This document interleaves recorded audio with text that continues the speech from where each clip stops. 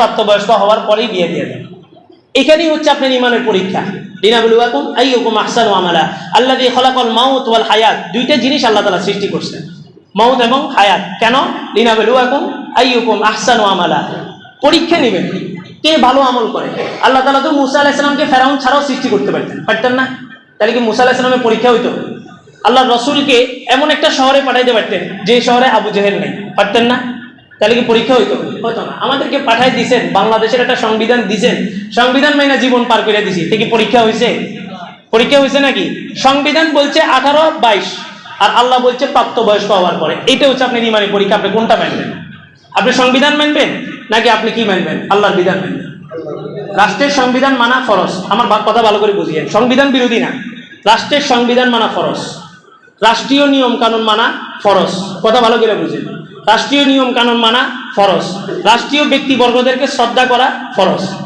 তবে কোন নিয়ম, কোন নিয়মটা মানা ফরজ? যে নিয়মটা আমার কোরআন হাদিস অনুকূলে।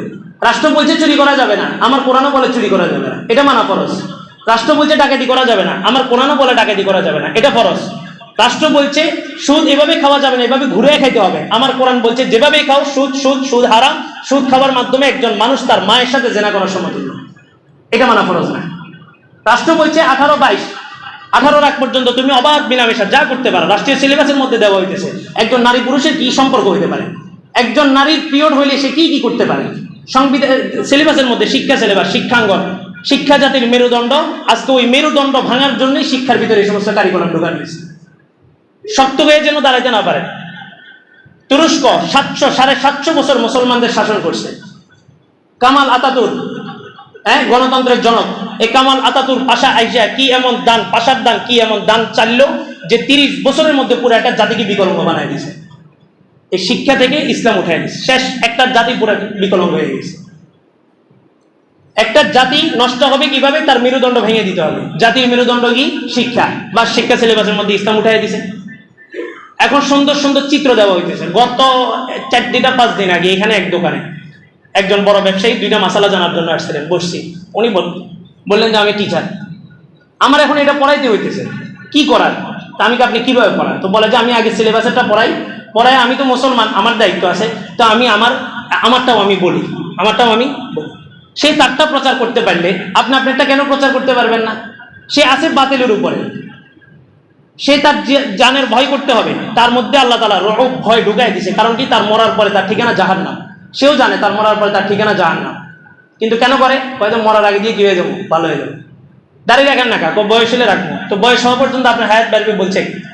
সে তারটা যদি বাতিলের উপরে থেকে যদি প্রচার করতে পারে, আপনি হকের উপরে আছেন, আপনি মারা গেলে শহীদ, আপনার মরার পরে আপনার ঠিকানা জান্নাত, তা আপনি হকের আওয়াজটা দিতে আপনি ভয় করেন কেন?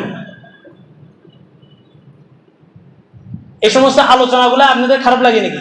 এগুলো জজবা আসার জন্য এই সমস্ত আলোচনা হয়। দেখি ফেনীর সবজি বাজারে দিছে একটা মায়ের, এই আলোচনাগুলো ফেনীর মসজিদগুলোতে না হইলে আপনি মনে করেন যুবকরা এটা মারা সাহস পাইতো? দেখেন নাই, এক হিন্দু সবজি বিক্রেতা এই রাসূল নিয়ে কথা বলছে, কি কোনো হুজুর গেছে ওখানে? কোনো হুজুর টুপি নেই ওখানে, সব পাবলিক। একজন আসছে ছুটানির জন্য, কবে মারিয়ে না, কি সমস্যা? কবে আমার রাসূল নিয়ে কথা বলছে, তো বলে যে সাইড দিয়ে আমি আগে মারি। এই সমস্ত আলোচনাগুলো না হইলে যুবকরা এগুলো পায় কোথা থেকে? আর এই সমস্ত আলোচনা মসজিদের মিম্বরে কি শুধু জান্নাত জাহান্নামের আলোচনা, না ইমানি আলোচনা আসতে হবে? এটা ইমানের মিম্বর। হুজুরে মেহরাবের ভিতরে বসে বলে না জিহাদ এখনো ফরজ হয়নি। ওই হুজুর জানেও না যে মেহরাব কেন রাখা হয়েছে, মেহরাব কোথা থেকে আসছে। মেহরাব শব্দের অর্থ কি? অস্ত্রাগার, যেখানে কি রাখা হয়?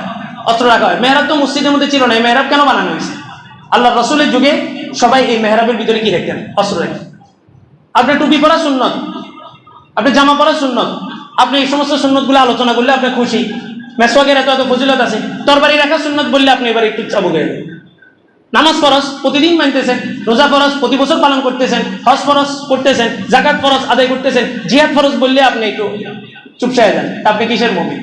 আল ইয়াউমা আকমালতু লাকুম দীনাকুম, দিন কি হয়ে গেছে? পরিপূর্ণ হয়ে গেছে। আপনি কিছু মানবেন, কিছু মানবেন না, তাহলে আপনি কি মুনাফিক? মানলে সব, মানলে কি সব মানবেন।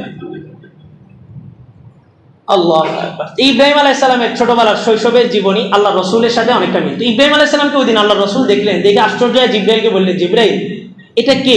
দেখতে হুবাহু আমার কপি, আমার মতোই। ইব্রাহিম আলাইহিস সালাম দেখতে আল্লাহ রসুলের মতো ছিলেন।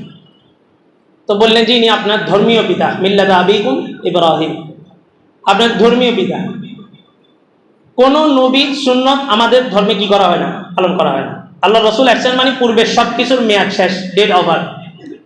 আল্লাহ রসুল আসার পরে নতুন দিন শরীয়ত, ইন্না দীন ইনদাল্লাহি ইসলাম। বাইজিদ বুস্তামিকে প্রশ্ন করছিল, আপনাদের একদিন আলোচনার মধ্যে বলছিলাম যে দুইটা দল তারা হকের উপরে থেকেও জাহান্নামে যাবে, আর দুইটা দল যারা না হকের উপরে থেকেও জান্নাতে যাবে। দুইটা দল হকের উপরে থেকেও জাহান্নামে যাবে, কারা?